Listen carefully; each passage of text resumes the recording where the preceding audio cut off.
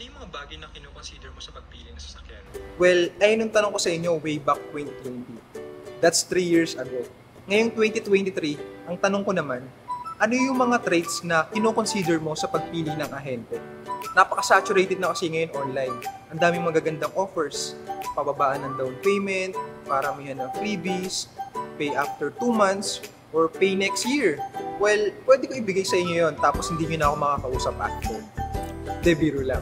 So, how do I differentiate myself from the crowd? Simple lang, nagiging honest lang ako. Transparent ako sa lahat na nakakausap ko sa trabaho. That is beyond my personality. I am offering those things na magiging masaya sila at ako at the end of the day. Hindi rin ako nagkukulang sa reminders to avoid future problems.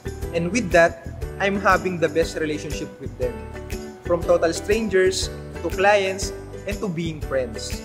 After a few years, saan pa rin sila kumukuha ng sasakyan kahit meron na sila iba nakakausap na mas magaganda yung offers. I met and talked with hundreds of people in my 5 years working here at Mitsubishi.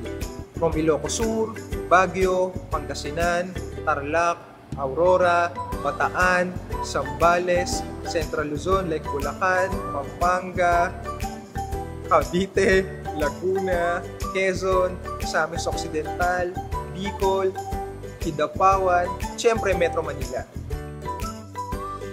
Grabe, napaka-amazing. Sobra akong nagpapasalamat na nakilala ko kayong lahat. Pumasok ako dito nang wala kahit ano, but eagerness to do what I need to do. And then binigay kayo lahat sa akin. Kaya sa mga clients ko dyan before, isang hi, hello naman dyan sa comment section. Miss ko na po kayo. Again, this is Mike from Mitsubishi Peak Motors Jose Abad Santos Branch, your sales executive for today.